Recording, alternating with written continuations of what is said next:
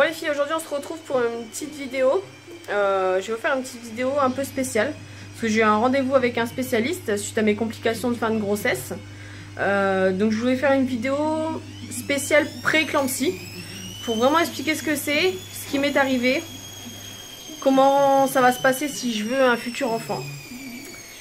Et vous informer un peu sur cette maladie qui le plus souvent touche les femmes, mais en toute fin de grossesse. Du coup il n'y a pas de complications particulières pour le bébé et pour la maman. Mais là ça me tenait à cœur de vous en parler et qu'on aborde un peu ce sujet s'il y a d'autres mamans qui ont vécu ça et qui aujourd'hui ont une deuxième grossesse. Déjà les filles, si vous avez suivi mes vidéos, vous savez toutes ce qui m'est arrivé. Donc césarienne en urgence suite à un diagnostic de prééclampsie sévère et j'ai fait un HELLP syndrome. Je vais vous expliquer un petit peu ce que c'est et après direction chez le spécialiste.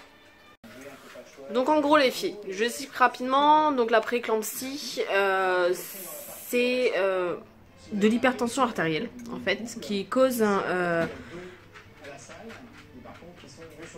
j'ai entendu des bruits très bizarres. On recommence. Donc en fait pour résumer, la prééclampsie c'est l'hypertension artérielle qui cause des dysfonctionnements du placenta. Donc ça peut entraîner dans les plus graves cas la mort in utero du fœtus ainsi que la mort de la maman. Donc il peut y avoir plusieurs signes qui peuvent déjà faire tilt au niveau du gynécologue. Donc déjà des œdèmes, donc on gonfle de partout. Moi j'avais gonflé de partout et j'ai encore beaucoup de séquelles. Donc beaucoup de vergetures un peu partout, surtout sur les cuisses, sur les mollets, sur les bras. J'avais gonflé aussi du cou, enfin c'était vraiment catastrophe. Donc les œdèmes, ça peut entraîner l'hypertension artérielle au-dessus de 17 de tension. Ça peut causer également des hémorragies, donc ce que j'ai eu malheureusement. Ça peut également entraîner des maux de tête, des mouches devant les yeux. On parle de mouches devant les yeux, mais c'est comme des taches en fait. C'est pas des mouches, je vous dis, moi j'ai vu des taches. Après certaines mamans, peut-être des mouches, hein, moi j'ai vu des taches. Et on peut également avoir des bourdonnements d'oreilles. Moi j'avais l'impression que j'étais carrément sous l'eau, que j'avais un casque sur la tête, j'entendais plus rien de ce que me disait tout le monde disait autour de moi, j'entendais plus rien en fait. Après quand on parle de prééclampsie sévère, on a aussi des douleurs abdominales en fait tout simplement. Moi j'avais une grosse barre juste ici. Une énorme barre quand j'ai fait ma crise juste avant d'être transférée pour ma césarienne en urgence au CHU. J'avais fait une grosse crise là à ma clinique, je pouvais plus respirer. J'avais tellement mal, mais vraiment j'avais mal, c'était douloureux dans mon dos, dans mes reins. J'avais mal, j'arrivais même plus à respirer, j'arrivais plus à rester debout, j'arrivais plus à m'asseoir. Ils étaient complètement paniqués, j'ai jamais eu autant mal de toute ma vie. Franchement je le souhaite à personne, c'est vraiment horrible et j'en garde un très mauvais souvenir. Donc voilà les filles, vous comme vous savez tout ce qui m'est arrivé si vous avez suivi mes autres vidéos. Donc moi j'ai eu les œdèmes, j'ai eu les bourdonnements d'oreilles, les mouches devant les yeux, j'ai eu la grosse barre horrible qu'il y a au niveau des abdominaux. J'ai eu de l'hypertension, j'ai eu une hémorragie. Donc voilà, j'ai vraiment eu la prééclampsie sévère. Et il parlait également de HELLP syndrome, parce que le HELLP syndrome c'est quand le taux de plaquettes devient vraiment très bas. Et ça peut entraîner du coup la mort maternelle et du fœtus. Donc un grand retard de croissance, c'est ce qu'avait Elios. C'est pour ça qu'ils ont dû me faire malheureusement ma césarienne en urgence pour éviter justement qu'il y ait des grosses complications pour le bébé. Suite à ça j'ai eu mon rendez-vous chez le spécialiste. Parce qu'on a dû faire le point un peu sur tout ce qui m'est arrivé, j'ai dû faire des examens. Donc je vous laisse regarder ça, j'ai filmé quelques petites choses à mon arrivée à l'hôpital. Bon les filles, ça y est, direction CHU pour faire les analyses sanguines là, qu'on m'a donné. Pour savoir pourquoi la prééclampsie s'est déclenchée si tôt, et pourquoi il y a une prééclampsie tout court. Donc je me dirige au CHU, parce que je vais aller le faire au CHU. On m'a dit qu'il y avait beaucoup d'analyses qui n'étaient pas remboursées par les mutuelles, donc je suis obligée d'aller le faire directement là-bas. J'espère qu'il n'y aura pas trop de monde, j'espère que ça va pas être galère pour se garer. Et en plus je dois emmener le petit loulou avec moi, donc j'espère qu'il va pas pleurer. Parce que ça va être assez chiant. Je vous l'accorde.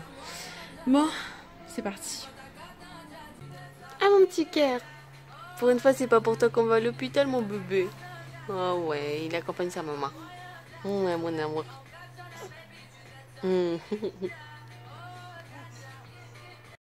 Bon, par contre, je sais pas si je devais y aller à jeun ou pas. Donc du coup, il est 11 h.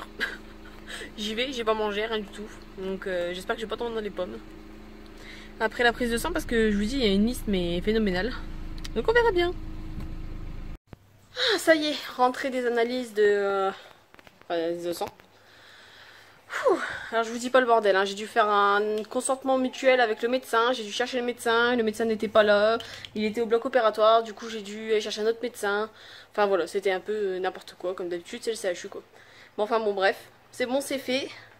Résultat, bah dans la semaine. Et après rendez-vous le 28. Avec tout ce qu'ils ont pris, ils vont pouvoir la cloner. Ouais. Je vais en avoir 2 à la maison, bah je te raconte pas le bordel.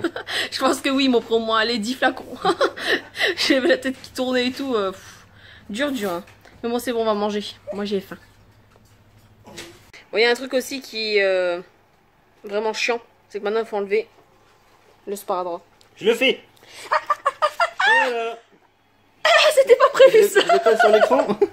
On dit merci qui? Merci Jim Jim. De rien ma chérie, à bisous. Et voilà. Même Elias il pleure. Il était choqué. Ah, merde. Attends, on va pas commencer à faire... hein. C'est bon, au bout d'un moment il faut arrêter les conneries. Hein. Gamin.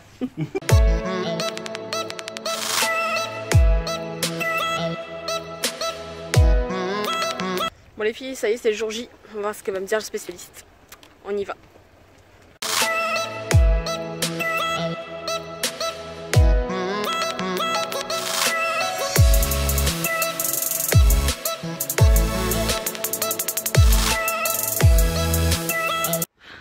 Bon les filles, je sors de chez le spécialiste. Donc je sais que si je veux un bébé, ça va être du sport. Je vais être sous traitement. Je serai suivie tous les mois. Il y aura une échographie pour voir s'il n'y a pas de risque de retard de croissance. Je vais devoir faire des analyses. Je vais devoir revoir le spécialiste avant d'arrêter ma contraception. Enfin voilà quoi. Je vais être suivie au CHU, dans un service spécialisé. Et voilà quoi. Grossesse à haut risque.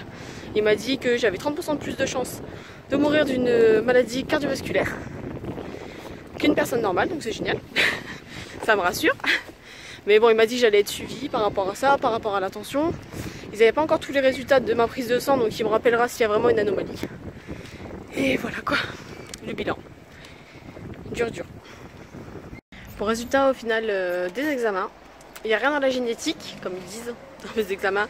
Donc il m'a bien expliqué que s'il n'y avait pas de problème de génétique, il y avait peu de chances que ça récidive à la deuxième grossesse. Donc avec papa on y pense quand même parce qu'on voulait 2 enfants assez rapprochés. Mais pour l'instant on réfléchit encore. Et oui, parce qu'on va dire qu'un bébé déjà c'est pas mal de travail. Donc voilà les filles.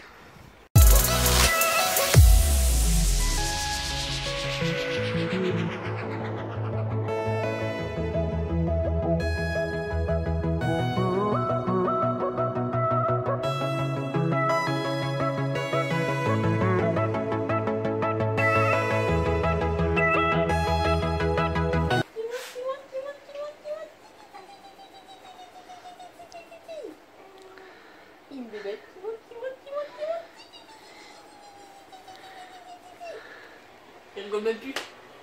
C'est ta faute.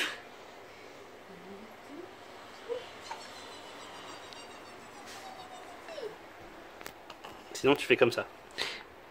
La boubouche. Le petit menton. Le petit néné. Un doigt dans l'œil. C'est quoi? Mon amour.